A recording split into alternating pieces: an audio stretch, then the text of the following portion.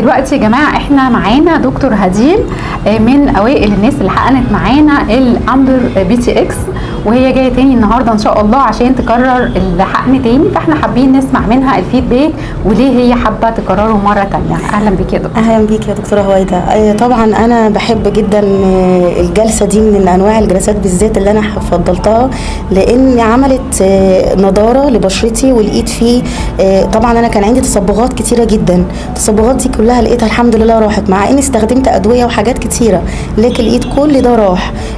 عملنا جلستين بالظبط، جلسه كل 20 يوم، ولقيت ان فعلا النضاره وشي بدا يبقى منور، البهتان اللي في وشي بدا يبقى مش موجود، مش محتاجه ان انا استخدم كريمات وحاجات كتيره.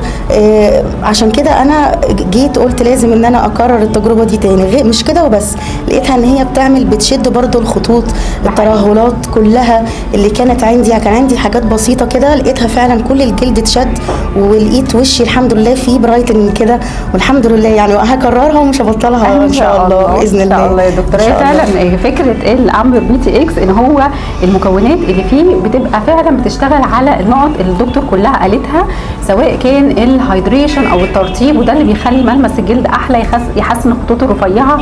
في كمان الساكسينيك اسيد، وده بيدي معانا فعلا تفتيح وجلو حلو قوي في البشره. من السيشنز الجميله في كسكين بوستر نختارها لحالات معينه هي اللي بتبقى مناسبه ليها وبتفرق معاها قوي.